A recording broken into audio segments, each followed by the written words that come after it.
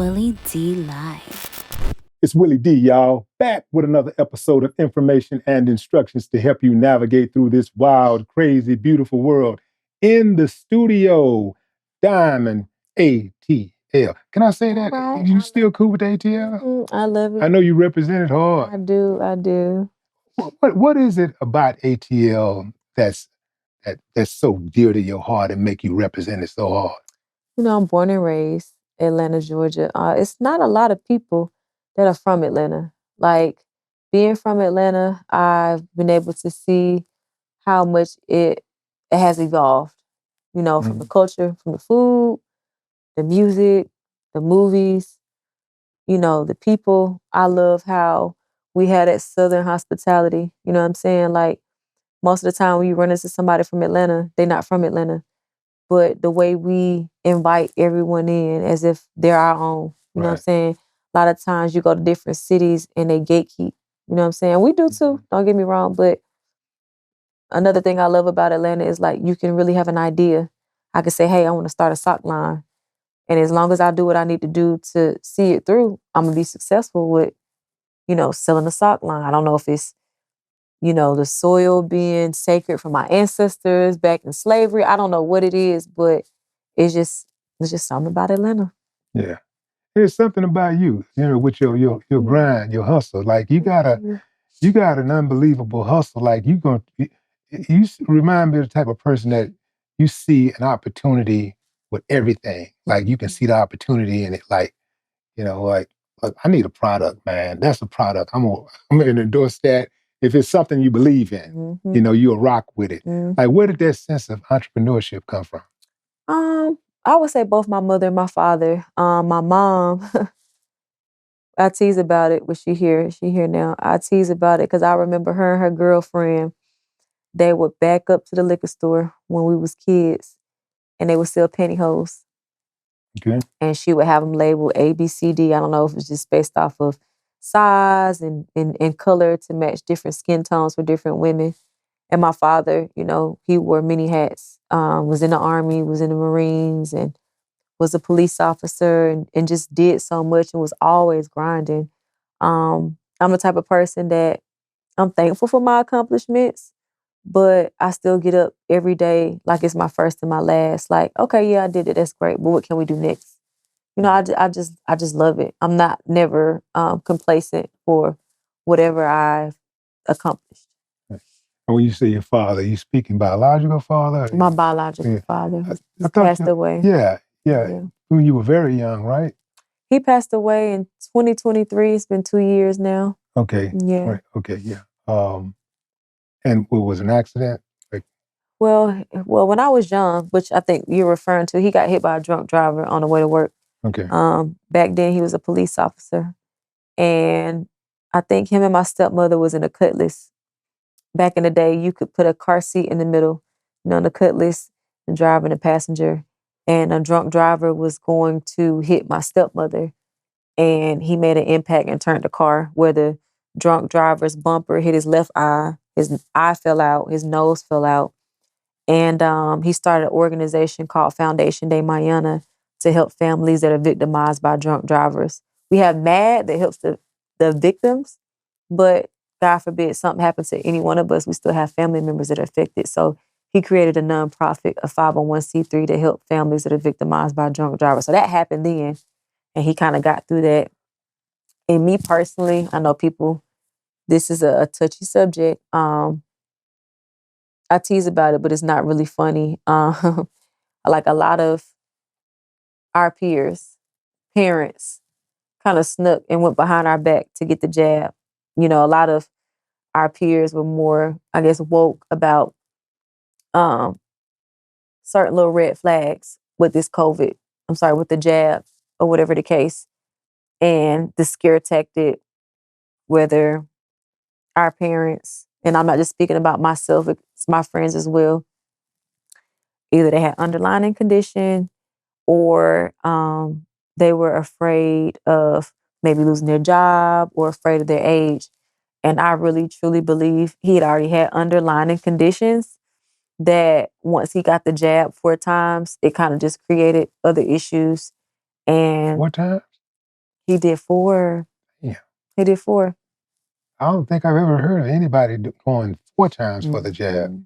4. Why did he take it so often? I thought you only had to do it like a couple times.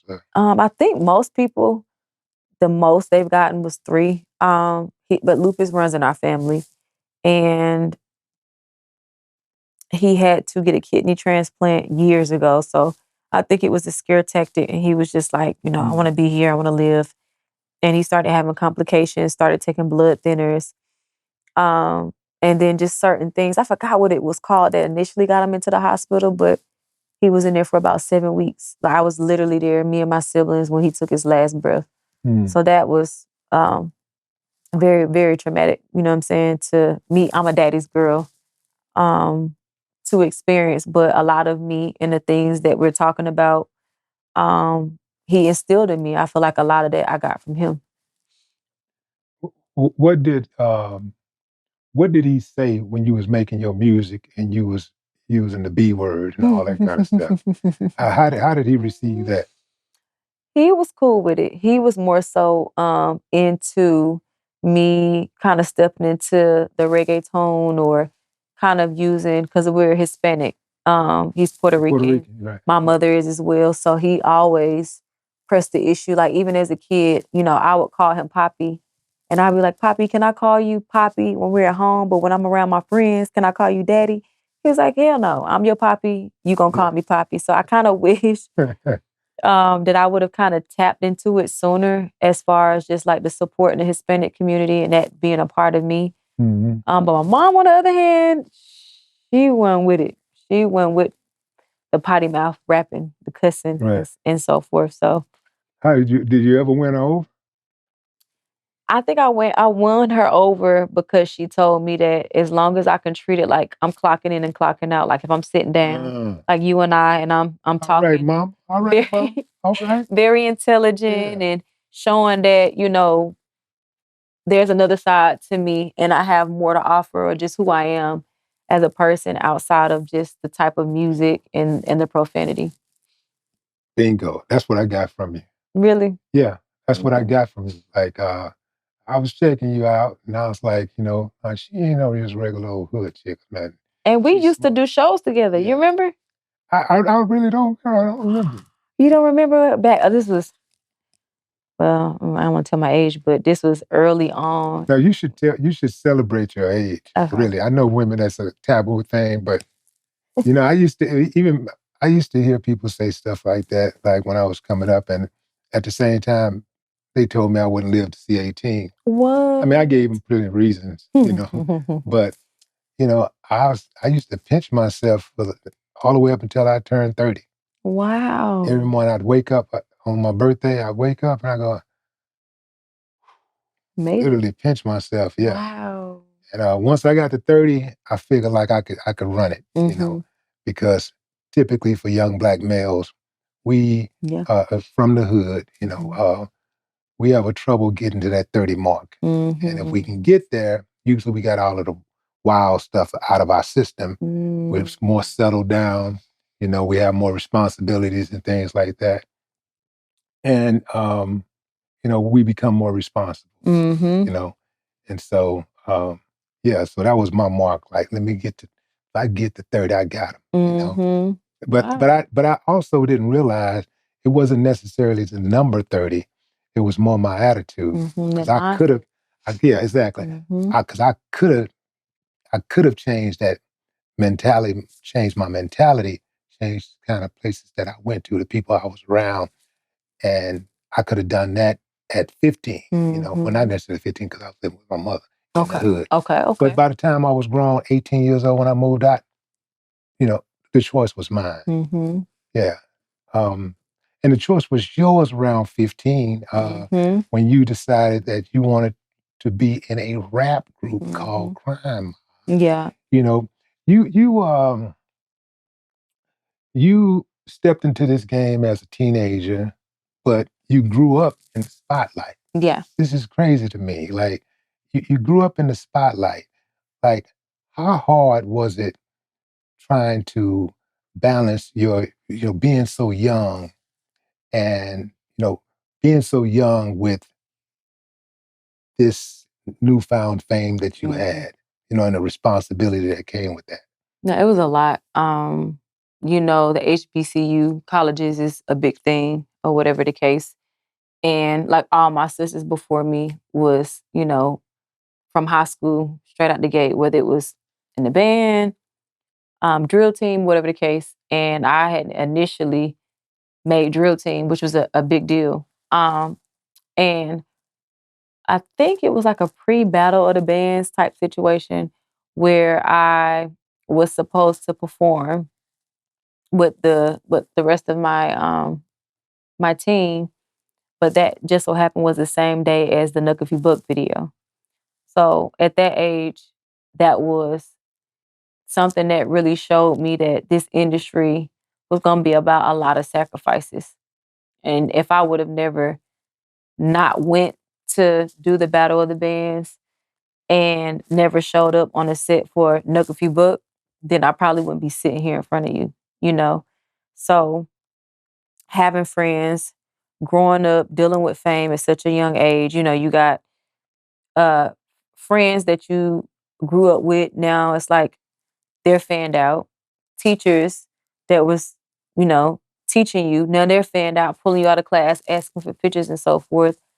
And then you got prom, you got all these different great things that's a part of just growing that I missed that I wasn't able to be a part of. So I had a time where I felt like I was stuck, you know, trying to be in two different worlds, still pulling up to the school, hanging out with my friends, doing things that regular teenagers do that wasn't necessarily the smartest thing for me to do, knowing I had a career and I had so much, you know, on the line. And it took a while. It definitely took a while for me to really just be like, okay, you can't be at certain places. You're going to have to kind of, unfortunately, be in this bubble because at this point it could become a liability. And I had to, like you said, kind of go through some things to where legally I experienced and I realized, like, certain things I just can't partake in, certain crowds I just can't be around. And I fought it for a while, but eventually it came to. And yeah, I Yeah. forgot what I was gonna Yeah. say. You you dealt with the pressures of being a young star. I mean, a young star, 15 years old. You're out here. You're performing in places that you're not even legally. Hello. You can legally attend, really, but you're jumping on stage. You're getting off. You're going Yeah. straight to the hotel. Mm-hmm. Who's out there protecting you while you're on your road? Mm. While you're on the road, who's Mhm. protecting you from the sharks? And see, my parents didn't really know a lot about the industry. So I Mhm. even said that for myself with my kids. It's like, I'm gonna be the manager. I'm gonna be whatever I need to be, the You'll be the assistant, momager. the momager, Yeah. Like it's a dog industry, doggy dog industry. And it's about divide and conquer. So I didn't have that. And it's still to this day certain things that took place on the road that my dad didn't even know about. Mm. It was more so you out there on your own, you experience it. We were on tour 6 days out of 7 day week. I had to start doing homeschooling because we had to keep up with the demand of, the promoters, the fans, and so forth. So it was like you out here on your own. You got to learn. You know what I'm saying? Mm-hmm. How did you navigate through it though? Like it sounds like to me you really was on your own. Like Mm-hmm. how did you navigate through it when things got tough? Was there ever a point that you got to and you said, "Man, I don't know if this is really for me"? Oh, absolutely, absolutely. Initially, I would say navigating. It helped that I was in a group. Because I had another female and I had other guys where we kind of were going through not necessarily all the same things, but that battle, even with them like hanging out with certain guys they shouldn't hang out with, doing certain things and the things we witnessed, the things we went through, managers stealing money, you know, making more money than and seeing money more than our parents had ever seen in a lifetime. So, learning how to manage money, not spending money, investing, so many different things. Now, granted, when certain things came to the forefront, our parents were able to guide us, but they at home taking care of what they got to take care of. So you on the road 6 days out of a 7 day week. It's only so much they can do to protect you. You know what I'm saying? Mhm. Um, And I would just say prayer, honestly. You know what I mean? Like God has truly, been my light. He has always been there, even when I went through things that I didn't necessarily understand at the time. Looking back at it after I got through whatever that situation was, God was always there, in prayer. I think He has been really my rock through just everything, even to this day. Trials and tribulations are just keeping me sane, keeping me, pushing me times where I do feel like, you know what I'm saying? Do I want to do this? Do I just now being a mom, do I just want to just go be a regular, 9 to 5er, mom life or entrepreneur, whatever the case? Yeah. Yeah. Was there is there any like story that you can tell? I know different things happen on the road, but is there anything that you can tell that can perhaps like spark something in other young girls who may be going through what you're going through, or who's probably on that trajectory, Hmm. and where you can give them some game to help them navigate through this wild, crazy, beautiful world? Absolutely. Like, even if like my mom might not have necessarily, or my father might not have known, or sister or brother, everything. But if you can have somebody that's with you that genuinely loves you, that can see shit you can't see, they might just have a sense or feel something. Like, that's number one. Two, making sure you got a lawyer, because a smile and a handshake does not match what's on a piece of paper. Like, it's a doggy dog business. And unfortunately, even if you a kid, if you a female, you know what I'm saying, you're not safe. You know what I'm saying? Like, nothing is off, no one is off limits. Um, Hmm. just keeping somebody to watch other things that you cannot see and having you a good lawyer. If you got those two things and just keep going, you know what I'm saying? Just keep going. Yeah, you might have some times where you have to step back and regroup, you know what I'm saying, or take a break. And that's fine. Everybody's entitled to that. But if you can just keep pushing through and stay consistent no matter what it is that you're doing, then of course keeping God first. Then you're gonna see it through. You know what I mean? Yeah. When you had your son, your first son, um, that was a big deal for you. Now you're in charge of a whole human being. Like, what's going through your head? Like, when I know when you're carrying the child, you don't know what's going on. You're going through all of these different hormonal changes and stuff like that. But when you saw that baby for the first time, Mm. what's going through your mind when you first time you see him, you hold him? What's going through your mind? I was just like, first of all, I know God is real, but if I ever doubted God at any point in my life, I knew in that moment that He was real. I mean, it was different feelings, like kind of being not just filled with love and joy, but overwhelmed in the sense like, dang, can I really do this? Can I really protect him? Can I really guide him? Can I be the best version of me? You go through so many different changes, and then also being in this industry.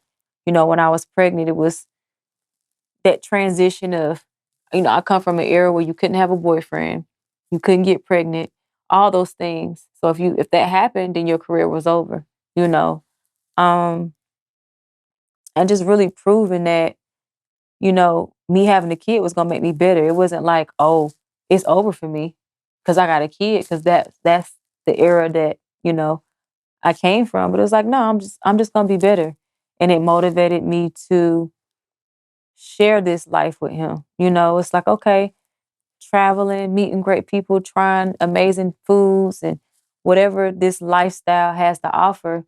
Now I can make sure that my kid, can have things that I never had, and also keep my legacy going. That was important to me, that if and when something happens and I'm not here, you know, who can really keep that legacy going, Mm. for me. Yeah. After you had your child, how long did you take off from the industry? Honestly, 3 weeks. 3 weeks? 3 weeks. I went back to work. But my second child, which is 9 months right now, Mm. I took 4 months off. Okay. And that was a lot for me. Mainly I was nursing the whole entire time. I didn't do that with my first child. or it was just completely me nursing around the clock. Then two, I'm older now, so it took a while for me to kind of like get back to me because I think they said it take you 2 or 3 years after you have a kid to really get back to yourself. You go through so much. Your body goes through so many different changes where you don't even feel like yourself, because your whole world is evolving around taking care of this new human being. You learning them, they're learning you, especially when they can't speak for themselves. So now you got to try to figure out, what's wrong with them, what they like, what they don't like. You know what I'm saying? So it was a lot. It was a lot, but I think I would say every female, I really feel like in my heart, every female should try to be a mother because it's the best thing that ever happened to me. It brought out the better version, the best version of me. Mm-hmm. Knuck if you buck. That song is not just a chart topper. That song is part of our culture now. Mm-hmm. Like, we're 21 years in on that song. Mm-hmm. When you hear that song playing anywhere, what's going through your mind? It's a blessing because I went through, or we all went through that phase to where it's like, oh, you a one hit wonder when we've created several music, after that, and also even my solo music. But because that has been to this day, it wasn't the biggest record. Rocket Hips was the biggest record, but the largest cultural record that has impacted, so many different lives. It's just like, wow, this is not by chance. This was an accident. And that's another thing my father would say, like, you didn't just stumble upon this. Like, this was destined. And now we're in the era of, like you said, the 20-year, 30-year anniversaries. And now it's like opened up a whole new world of different opportunities. And, it was a point of time where all the group members, we weren't all seeing eye to eye. And I think as a whole, we get it now. Like, we're older, we got kids, and we understand that this is bigger than us. This is for the culture. We are really like, we're a part of raising people and bringing people together and creating a certain type of energy or frequency. And when God puts you in that position to, you know, um, be that source, you you just obligated to just see it through. Now, what you do with that platform, whether it be, positive things or negative things, that's one thing. But as far as that particular record and so many doors is open, whether it's like movies, movie soundtracks, TV shows, talk shows. Um, Another thing that's really, really dope for the fraternities, you know, the Deltas in particular, all the fraternities have like strolls that they do to the record. Like, it never ends. And we didn't think, we were just having fun, as kids. We didn't think that we would create a timeless record that would never end. And like I said, it was a phase to where it was like, oh, one hit wonder. And I went through different things mentally, like, well, I put out other music, I'm doing this, I'm doing that. But now it's being respected, and it's being to where even if I never want to put anything else out, which, as you said, I'm continuing to create and so forth, expand, I still have accomplished in my group members more than what a lot of other people have come and gone, in this industry. Yeah. How did it get to be so many of y'all in one group? I was like, that's a large group. It was a lot. It was like 10 at first. Yeah. We were just kids, everybody was in the same school, hanging out, roller skating in the South, as you know, is a big thing. And a lot of us would be going to, on the East Side, it's called Golden Glide, or the South Side, Cascades, and so forth. And we just vibe together. It even goes back to uh, pencil popping and pencil beating on the back of the school bus, in the lunchrooms. You using your pencil to do a beat and rapping. You know what I'm saying? And we just put it on wax. Yeah, we did sports, but a lot of times when everybody was out doing sports, we was in the house, in the studio, recording a lot of the stuff that people would be beating and this, that, and the third in the cafeteria. Like, we really took it serious. And it went from, at the time, we had CDs and house parties, because of course we weren't old enough to be in Y'all no used to burn clubs. y'all CDs. Baby, we'll take them things to them house parties, and it got from house party to house party. Next thing you know, the radio station was calling us up from a time where back in the day, you could not get your song played on the radio. If you had a major deal, cool. You ain't had no major deal, you wouldn't get your song played on the radio. For them to call us and be like, bruh, what song this is? Who is this group? We need it. Y'all come up here. And for that record to have been broken like that and kind of help open the doors for other artists. If you had a hit and you had a cult following and people that really liked the record, then you had, the opportunity to let your record really take off. It wasn't about, oh, well, you're not signed to a major, so there's a cap on the success of the record. You know what I'm saying? Mm-hmm. So yeah, is that still going on in Atlanta? I mean, are they still prioritizing the locals, or it's just like everything else, like Houston and everywhere else now, where you got the same programming in every single damn city you go to? I will say it's 50-50. I say it's 50-50 because it depends on what station you listen to. It's a lot more stations. You have some stations to where it's 60% Atlanta, and then you got 40% of what the rest of the world is playing. You got other stations that's really playing everything that you hear. You got other stations where it's just all Atlanta. And a lot of times I be out of the loop. Like, I don't be knowing who's who, what's new, this, that, and the third, unless I turn on the radio and it's like us passing the baton or us embracing whatever is the newest, hottest artist or group that's coming up. You know what I'm saying? I see from time to time I see these tribute type shows where they'll have the female rappers from the past and the present. Um, I don't hardly ever see you included in that. How do you feel about that? I definitely feel like I could be a part of more. I am a part of a lot as far as the group is concerned, but as far as individually as a solo artist as Diamond, I totally agree. It has been times to where I've helped, and I've always been, and still, a lot of the artists that the world, female artists, um, knows. Like, I would be kind of like the first or the second stop to, oh, I love your music. I grew up on your music, this, that, and the third. And I'm embracing them, giving them advice, or hopping on records and this, that, and the third. And then next is when you get to a certain level, it's, oh, okay, well, now I want to go work with this person, that person, this, and the third. So I went through times to where it was like, I don't want to work with nobody else. I don't want to embrace nobody else because I don't feel appreciated. But the way God, my God is set up, even kind of going back to that record, it's like, that was my platform. And I always never forget where I come from. So I embrace it. And I use that platform, whether I'm performing with the group members on 20-year anniversary with a lot of other Atlanta artists, whether they're still having motion now or just kind of had a good run, you know what I'm saying? And they're just kind of like doing a lot of stuff in the past.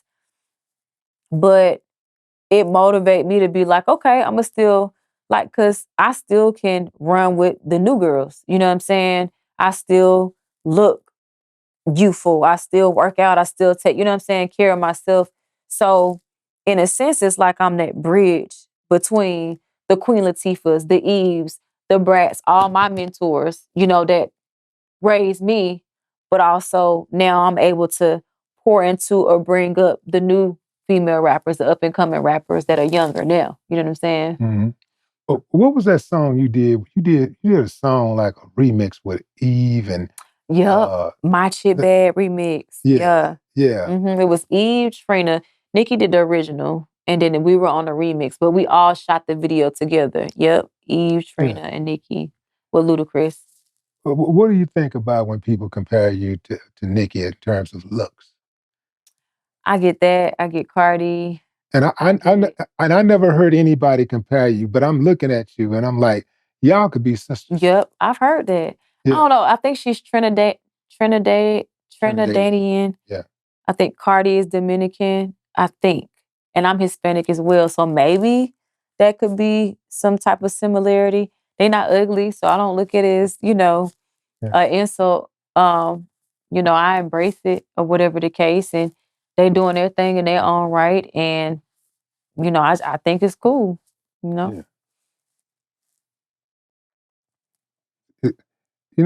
I'm like more female artists and just artists period should have that type of mentality, like because we are all in the same game. There's a competition there, of course, Absolutely. but man, what's for you gonna be for you. Hello. Whatever it is. Can't no devil in hell steal it. You did? Mm-hmm. Yeah, you did. Which one of your sisters helped you or motivated you to get into hip hop? My older sister. I was into What's her poetry. name?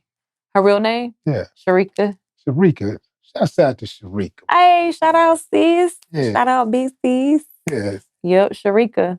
Yeah. She was in a rap group as well. And then when she got pregnant with my nephew, she kind of just focused on being a mom or whatever the case, Mm-hmm. But I was into poetry and she kind of helped me with converting my poetry into raps and showing me how to catch the beat and ride into the beat and so forth. And Right. yeah. Yeah, where's that poetry book? I heard you talk about that book before. What's up with that book? You still got it? I lost it. Oh my God. Oh, no. Don't get me started. You lost the book? I lost it. And every time I want to just be like, I'm going to start over. I'm going to do something to kind of like keep it going. It just, it put me in a space. Like, but I kind of feel like with this new music, I'm able to kind of be more vulnerable coming from an era of party music, which is cool because, you got people who work 9 to 5s or entrepreneurs and you don't work all week. And then when the weekend comes, you just want to let your hair down. You want to think about it. You just want to have a good time. But it's also other layers underneath that, you know what I'm saying? That being vulnerable and showing my weaknesses, speaking about a heartbreak or whatever the case, me being vulnerable and using this platform can help the next female, even if they're not a rapper, just some girl around the way. And that kind of goes back to the type of poetry that I was writing that initially got me started. Yeah. When you write, is there any type of ritual before you have to be in a certain kind of space to write, certain type of atmosphere to write, or can you just be anywhere and just let it go? I normally write in my notes if I think of something where I catch a vibe.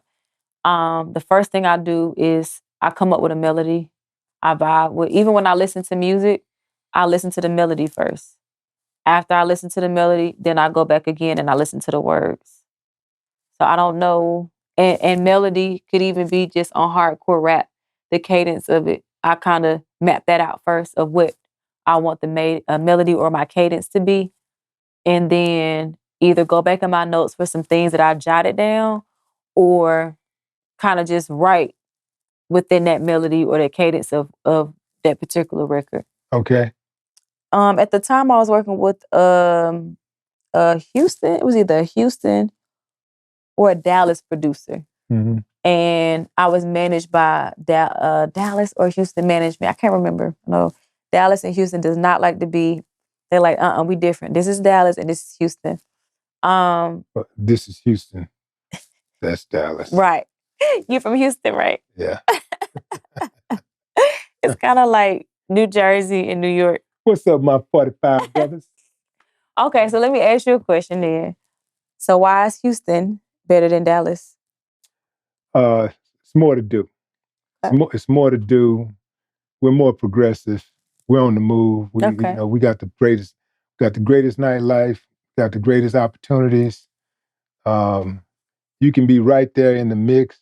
Like you can be right. Houston is like the big city. You can be right there in the middle of everything if you want to, and at the same time not be in the middle of everything. Like you can find whatever type of home you want to live in, basically, whether it be, if you want to have a mansion or you want to be in a condo or a townhouse, you can find it you can be within 15 minutes of downtown. Mm-hmm. And and you can still feel like you right there. And if you inside your house, you can feel like the city is far away, but you can step out there, take a little drive down the street, and you right in the mix of the action, like in any direction. Like, Okay. yeah, we Dallas, y'all, Well, what about Dallas? they got the Cowboys. And what else? Now I'm messing with y'all, Dallas. I love y'all, man, but we got to do this. You know what I'm saying? We got, Yeah. Pop your shit. we beefing, man. We beefing. But nah, Dallas got a they on the real. They can't touch our nightlife for real. Okay. They can't touch us on the nightlife. And we we're doing more on the business side of things also. But Dallas is what I do like about Dallas is how they are starting to, stamp their name out there, on the entertainment side of things. They're starting to put it out there, where there's some guys out there who really, are next level artists. And so, that's one of the things that I do like about Dallas. But also Dallas got some cool suburbs out there, like you can go, within 15 minutes, you can be in a real like dope area outside of the city. So I like there's some things that I like about Dallas. At the end of the day, we all Texans, like those are my Texas brothers, my Texas brothers and sisters. So Would they say everything bigger in Texas? it is. Is it? Yeah, everything. I'm just teasing. Everything is big. I like Texas. Yeah. I love Texas. Yeah. And it's hard for me because it's like I got people I'm cool with from Houston. I got people I'm cool with from Dallas. And I love both cities for different things as well. I always tell people if you come to Texas and you move, if you move to Texas, if you move to Texas and you move to anywhere but Houston, you got some bad information. Like that. I mean, that's if you're trying to have if you're upwardly mobile. If you want to just lay back in the cut and be in the cut always, that's Dallas is a good alternative. But if you want to be able to be in the cut and then get out the cut and be all the way in the mix, H-Town. Yeah, I agree. H-Town, like I'm talking about, like, I agree. Like I say, within 15 minutes from any direction, you in the mix. I agree. Yeah. What's your boys' names? My oldest son is Princeton, and my baby boy name is Royal. Yeah, and have they like shaped? Are their personalities starting to come in? Oh yeah. My oldest, he's so kind and caring. Don't quote me on this scripture, but I think that. Well, I wouldn't be able to quote you anyway. Oh, okay. I'm getting more into, the word, which God has always been a huge part of my life, but just really, really embodying it. But I think it's a scripture that said that your first son, first of all, having a son is the highest honor of God, and your first son belongs to God. And I truly believe that because my oldest, he's so caring, he's so kind. He's always worried about how other people are feeling, feelings and so forth. So intelligent. But he's a Sagittarius, so he say whatever come to his mind. What did he tell you he wants to be?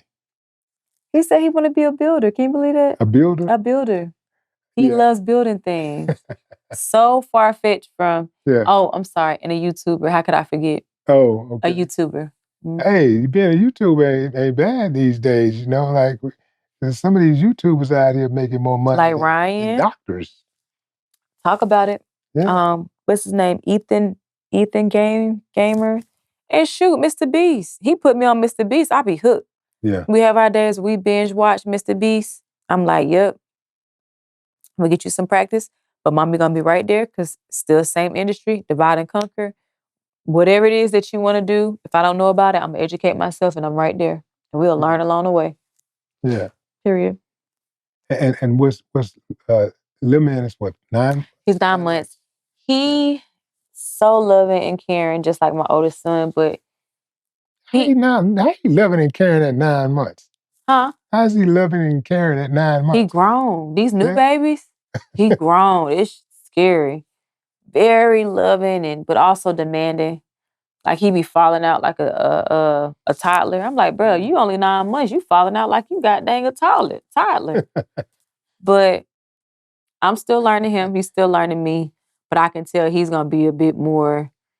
He probably gonna give me a little bit more problem than my oldest son. My oldest son gonna be like, don't do that. Mommy is not with it. I'm telling you now, bro. Don't do it. Don't touch it. It's hot. And he gonna be like, that's how my baby boy act. Mm-hmm. I know most time I talk to parents and parents will say that, they just want their child to be happy no matter what they do in life. Do you have some ideas about what you would like them to do, what you would prefer them to do with their lives? Questions. Honestly, as long as they got God in their life, and my son, he's real big on that. Like, we pray. I had this thing that I do which I try to share with people I meet or my friends, where I set my alarm a couple of times a day, and I just stop and I pray and I thank God for certain things, and sometimes I ask Him for certain things, and it's really helped me tremendously. And He takes a lot of that on reading the Bible and so forth. But to answer your question, as long as you got God as a foundation, and you ain't, you know what I'm saying? You treating people right, you doing the right thing, and you know, I'm supporting whatever for real, Mhm. I don't, I'm not. Now, one thing I will say, when I was pregnant, I was like, oh, my son gonna act like this. He gonna talk like this, da da da. But I never not one time said, this is what my son is gonna be, or sons when they grow up, or this is what, so. How did you and Princess become the two like breakout stars in your group with all those dudes in the group? I think just coming from, I mean, you look at how history repeats itself. You got Kim, you got Eve, Brett in a sense as well with Jermaine and Free. You coming from an era, but instead of it being one female, it's two females. And I think that, you know, um, we kind of set the tone.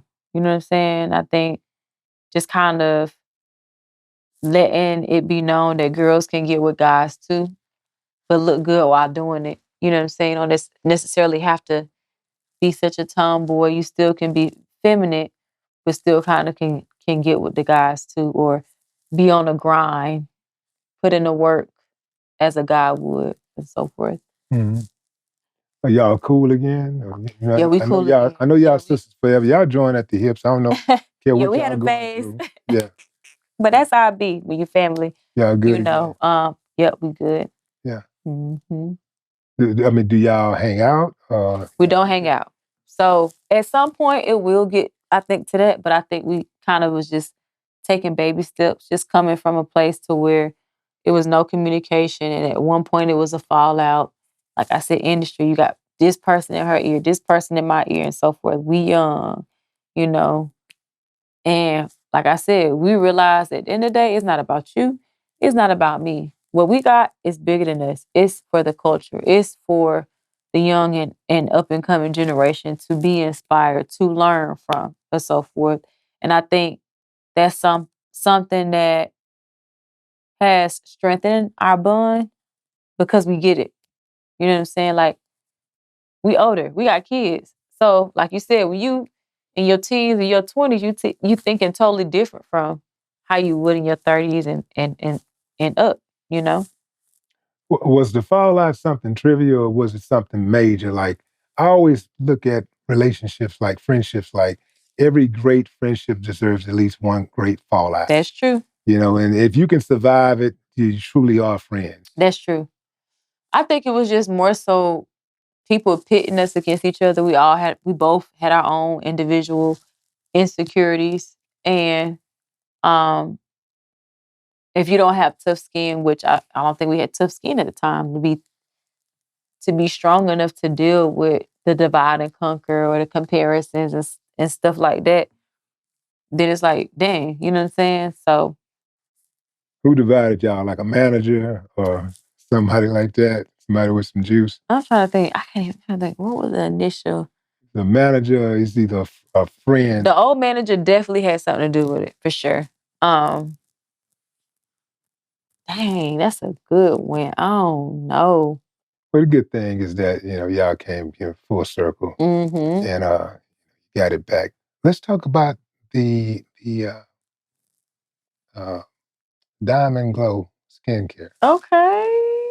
Yeah. Hold on, how they do? Yeah. Is it this finger? Let's talk about Diamond Glow. Like, what's going on with it?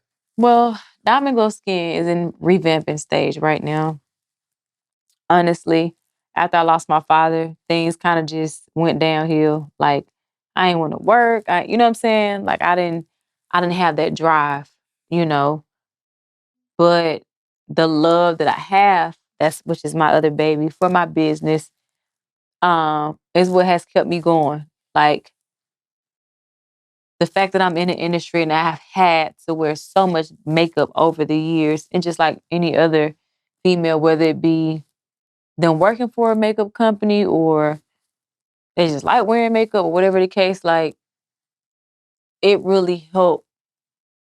Those products helped me, like, have so much more confidence in certain areas that I didn't even know I needed, as far as like being able to go places and not wear makeup, getting that extra dead skin, to layer off, you know what I'm saying, off my face. And also using my platform to help other people. It's a lot of people that have gone through, different skin issues. And I'm the type of person, when I know about a plug or whatever the case, I ain't never been no hater. I'm gonna put you onto it. And that was my 19, 18, teens, early 20s. But now I'm gonna make sure I get some money. I still, put you on, but I'm gonna make sure that I turn this into a business and we're gonna get money out of it. It helped me, and I wanted to help other people. And skincare doesn't stop just at women, it's for males, and it's just all type of skin, So yeah. Yeah, I was like checking you out. Like, you got good skin. Thank you. Um, I hate I had I to wear could makeup tell. today. You I could could, tell. I could tell I can tell when somebody has too much makeup on, Okay. and I could tell when they're hiding things. I can Okay. see these eyes are really, really good. Wow. But I can tell you got good skin Mm-hmm. because when you typically, when a woman don't have good skin, she puts a mask on, an actual mask on, and that Wow. makeup be about that thick. Yeah. Yeah. Whew. So uh, I think that when women, I think that's a desired look. Women want to wear makeup. Yeah. They want to look natural. Yeah. And you knocked that piece out the park. Thank you. Yeah. I did my own today. Thank you. You a fan of Erykah Badu? I love Erykah Badu. Yeah. I love her. I love her. Yeah. What you finna say? Well, you kind of got that like Erykah Badu vibe. Really? A little, yeah. How yeah. so? But just sultry. Okay. Erykah is sultry. I see that. You Okay. know? Yeah. I see that. Okay. Yeah. Yeah. So, what's going on right now? Besides you got the skincare products. I know you were saying something about doing television again. Yep, I've Going done. back into television. You got a movie. I've done I've done 8 movies within the last year and a half. Trying to think the last. In the last year and a half, you did 8 movies. Mm-hmm. How many of them have been released? All except one. Most of them are on Tubi. Okay. It's not one of those Tubi movies.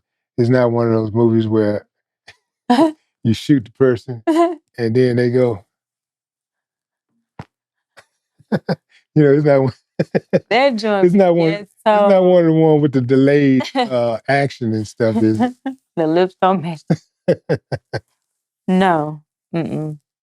Nope, not at all. So you're not just doing anything just to get the check. Like, it's got to be. Yeah, absolutely. Something that's got some integrity behind it. Absolutely. Yeah. Absolutely. Yeah. Yeah. So you were saying, like, you got the movies, you got the TV. Sorry. I do. You got your new album? My new album just came out yesterday, called Queen of Diamonds. Yeah. And it's a lot of old music, but also a lot of new music. So it's kind of like I'm kind of going through a transition where I'm battling. I recently got saved last August. I went through a phase where I was like, I don't want to cuss in my music. And that kind of was